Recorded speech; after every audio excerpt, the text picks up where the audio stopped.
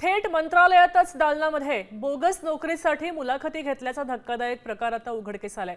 कनिष्ठ लिपिक पदाची नोकरी देण्याच्या नावाखाली 7 आरोपींनी एका तरुणाची 9,55,000 रुपयांची फसवणूक केली आहे। या प्रकरणी लॉरेन्स हेनरी नावाच्या आरोपीला अटक केलेली आहे। एका महिलेसह 6 जण मात्र पसार झालेले आहेत।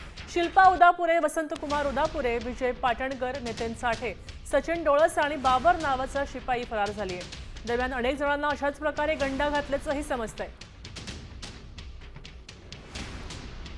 तर कशा त्यांनी म्हणजे टप्प्याटप्प्याने पैसे द्यायला सांगितले की जसं समजा पहिला इंटरव्ह्यू होईल तुमचा तेव्हा तुम्हाला आधी तुम्हाला 4 लाख रुपये द्यायचे आहे, त्यानंतर जेव्हा इंटरव्ह्यू होऊन जाईल त्यानंतर 4 लाख रुपये द्यायचे आणि जेव्हा ऑर्डर निघेल तेव्हा 4 लाख रुपये, असे एकूण 12 लाख रुपये त्यांनी मागणी केली होती।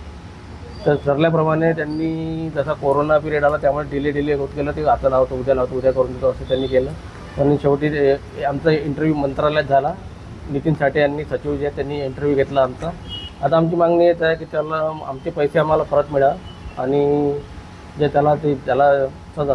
त्या लोकांनी माझ्याकडून तेव्हा 3 लाख रुपये घेतले आणि गव्हर्नमेंट मेडिकलला तुझं 1 हप्त्याने जॉईनिंग होणार असे म्हणून त्यांनी माझ्यापासून पैसे घेतले आणि साहेब आता इंटरव्ह्यू येणार आहेत तुझं आणि तुझे डॉक्युमेंट व्हेरिफिकेशन होणार असे म्हणून त्यांनी माझ्याकडून त्या दिवशी पैसे घेतले 2021ला। पोलीस कंप्लेंट मी पोलीसवाल्यांनी म्हटलेलं आहे की आम्ही त्याच्यावर कारवाई करत आहे। आता सध्या तो CP ऑफिसला पोलीसच्या अंडरमध्ये आणि त्याचं PCR चालू आहे।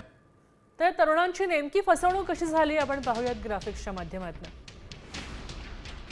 नागपूरमध्ये राहुल तायडेंना मंत्रालयात कनिष्ठ लिपिकाच्या नोकरीचं आमिष दाखवलं। तायडेंची जे रुग्णालयामध्ये वैद्यकीय तपासणीही झाली। मंत्रालयात शिल्पा उदापुरे नाव लिहिलेल्या कक्षामध्ये मुलाखत झाली।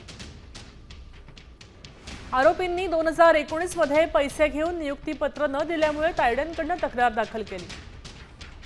9.5 लाखांच्या फसवणुकी प्रकरणी लॉरेन्स हेनरीला अटक झाली आहे। इतर 6 जण फरार आहेत।